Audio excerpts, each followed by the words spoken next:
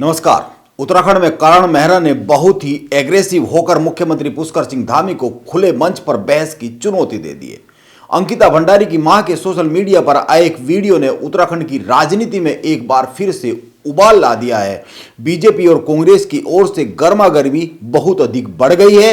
यह गर्मा गर्मी इसलिए भी अधिक बढ़ी है क्योंकि उत्तराखंड बीजेपी के एक बड़े नेता का नाम वीवीआईपी के तौर पर सीधे लिया गया है। अंकिता की मां ने लिया है और उसके बाद करण मेहरा ने भी सीधे चुनौती दी है।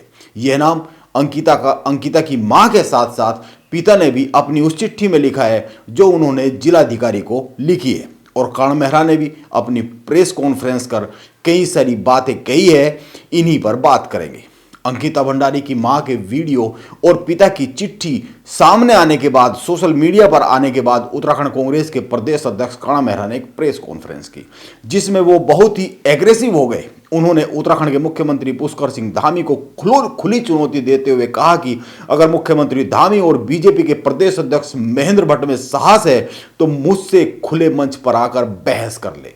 हालांकि उनके एग्रेसिव बयान के बाद बीजेपी की तरफ से भी कई सारे बयान आए हैं। उत्तराखंड प्रदेश के अध्यक्ष महेंद्र भट्ट का भी बयान आया है जिसको सुनेंगे, लेकिन पहले यह देखते हैं कि पिछले 2-3 दिन में अंकिता भंडारी हत्याकांड को लेकर क्या क्या कहा गया है और क्या क्या हुआ है। अंकिता भंडारी की मां और पिता ने वीडियो और चिट्ठी द्वारा 2 बड़े सवाल उठाए, आरोप लगाए।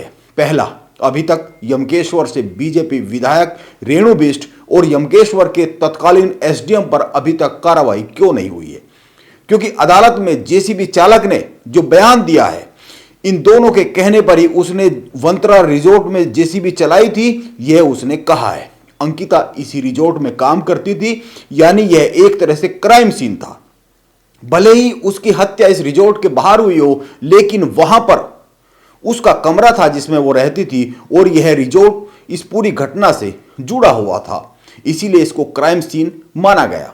उत्तराखंड कांग्रेस के प्रदेश अध्यक्ष करण मेहरा का भी कहना है कि बीजेपी विधायक और तत्कालीन एसडीएम पर सबूतों के साथ छेड़छाड़ का केस दर्ज किया जाना चाहिए। अंकिता भंडारी की मां और पिता ने एक अन्य बड़ा आरोप लगाया है। उन्होंने कहा कि उनको पता चला है कि जिस वीआईपी की बार बार चर्चा हो रही है, बात हो रही है, वो अजय कुमार है। उनके द्वारा यह नाम लिए जाने के बाद बीजेपी के प्रदेश संगठन महामंत्री अजय कुमार को लेकर प्रदेश की राजनीति गर्मा गई और उत्तराखंड पुलिस मुख्यालय से भी इसको लेकर एक बयान जारी कर दिया गया जिसमें कहा गया कि चार्जशीट पेश करने के 13 माह बाद इस तरह के आरोप लगाया जाना गलत है। जब बयान दर्ज किए जा रहे थे, एसआईटी जब बयान दर्ज कर रही थी, उस वक्त विस्तार से बयान दर्ज किए गए थे, लेकिन अंकिता की मां या फिर पिता ने या फिर किसी भी अन्य ने किसी वीआईपी का या किसी वीआईपी के नाम का कोई जिक्र नहीं किया। और अब 13 माह बाद अगर इस तरह की बयानबाजी हो रही है, सोशल मीडिया पर इस तरह की बातें हो रही है, तो यह सही नहीं है, गलत है।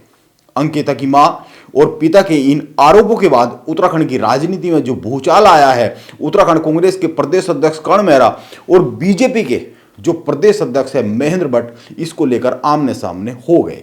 दोनों ने बहुत ही एग्रेसिव बयान दिए। उत्तराखंड के अन्य नेताओं ने भी इस पर प्रतिक्रिया जाहिर की।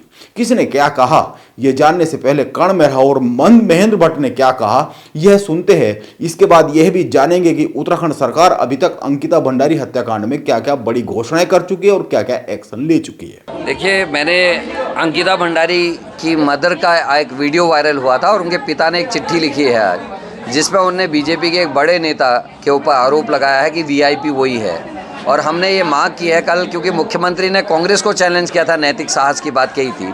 मैं अब उनसे नैतिक साहस की बात कर रहा हूँ कि वो हाई कोर्ट के सिटिंग जज की अध्यक्षता में अंकिता भंडारी के पिता के द्वारा लगाए गए आरोपों पर जांच बैठाएं ताकि दूध का दूध और पानी का पानी हो सके।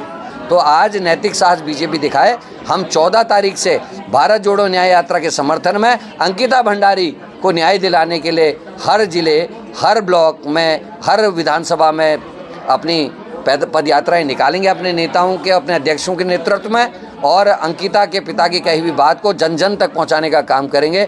आप पे नैतिक साहस है तो आपने अभी तक विधायक से क्यों नहीं पूछा डोजर क्यों चला? आपने क्यों नहीं बताया? आपने ट्विटर में खुद डाला था कि हमने डोजर चलवा दिया है और होटल को तहस नहस कर दिया, क्योंकि अपराध करने वाले के बराबर ही अपराध के सबूत मिटाने वाला भी अपराधी भारत के कानून में है। आप क्या अपने खिलाफ कार्रवाई करने का साहस करेंगे? क्या आप रेणु बिष्ट के खिलाफ कार्रवाई करने का साहस करेंगे? क्या आप तत्कालिक एसडीएम जिसने बयान दिया कि हमने डोजर चला दिया उसके खिलाफ कार्रवाई करने का साहस करेंगे? और ये भी बताने का कष्ट करेंगे कि अंकिता मर्डर केस में जिन पर ट्रायल चल रहा है, पुलकित से लेकर अन्य लोगों तक, अभी तक उनकी कॉल डिटेल्स को क्यों नहीं खंगाला गया है? किन किन से उनकी वार्ता हुई है क्यों नहीं बताया गया? क्या आप उन पुलिसकर्मियों के खिलाफ कार्रवाई करेंगे जिन्होंने कक्ष को वीआईपी बताया? क्या अंकिता भंडारी से कक्ष ये मांग कर रहा था कि अतिरिक्त सुविधाएं के लिए? वो कौन वीआईपी था उसका नाम का खुलासा जल्दी कीजिए और अपने नैतिक साहस को दिखाने का काम करिए। करण मेहरा का नैतिक साहस इतना है, आपने चैलेंज किया है, मैं आपको चैलेंज कर रहा हूँ, किसी भी खुले मंच पर सारे पत्रकार और एडवोकेट्स के बीच में मेरे से खुली बहस कर लें लॉ एंड ऑर्डर पर, मैं तैयार हूँ। हर बार जब कोई दल मुद्दा विहीन हो जाता है तो उन मुद्दों को रहता है जिनका आधार नहीं है। अगर न्यायालय में विषय चल रहा है, आपको कोई बात अपने न्यायालय में रखे, आप सार्वजनिक बातों करके आखिरकार क्या मैसेज है उसको? अब तो मैं कहता हूँ कांग्रेस के उस बिटिया का अपमान करने में उतर आए हैं। नहीं, तो उनकी मां बिटिया का अपमान हो रहा है, इस तरह की बातें चला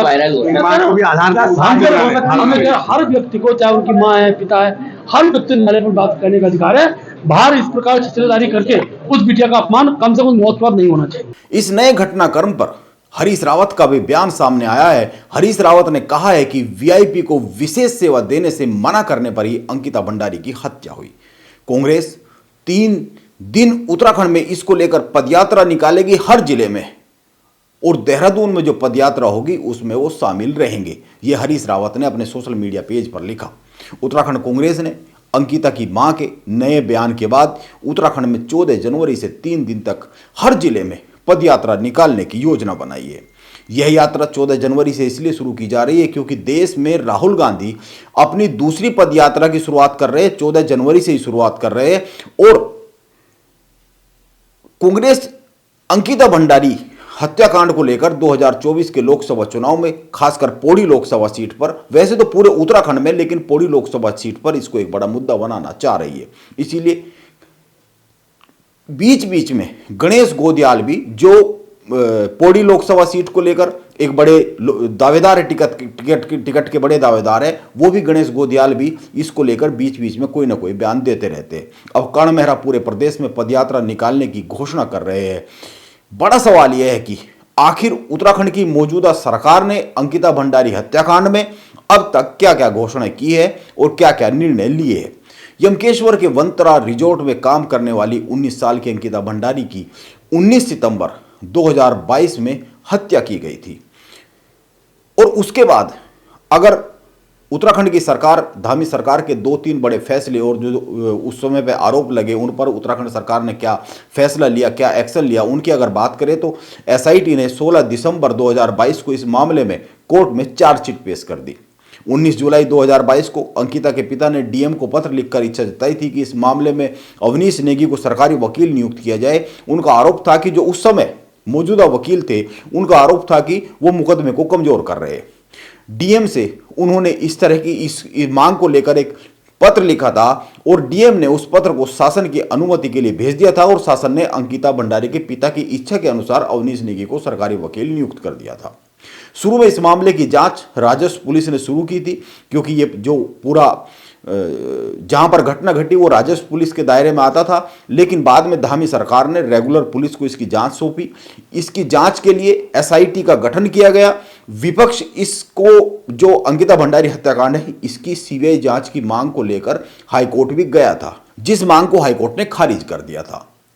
मुख्यमंत्री पुष्कर सिंह धामी ने अंकिता के परिजनों से जाकर मुलाकात की थी और 25 लाख रुपए की सहायता राशि भी अंकिता की मां और पिता को दी थी।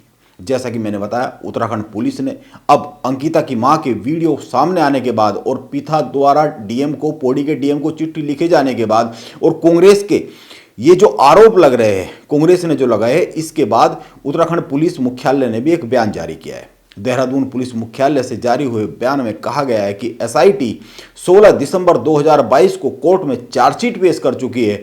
अब सोशल मीडिया पर एक नेता का नाम लेकर कहा जा रहा है कि जांच सही ढंग से नहीं हुई है।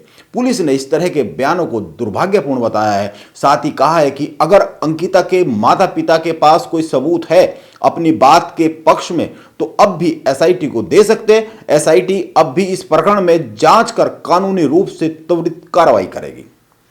अंकिता के माता पिता सहित सभी गवाहों के बयान दर्ज किए गए थे पूर्व में, लेकिन उस वक्त किसी ने भी किसी वीआईपी का जिक्र नहीं किया, किसी वीआईपी का नाम नहीं लिया था। 13 माह बाद इस तरह के आरोप गलत है। यह उत्तराखंड पुलिस की ओर से जारी बयान है जो उत्तराखंड पुलिस मुख्यालय से जारी किया गया था।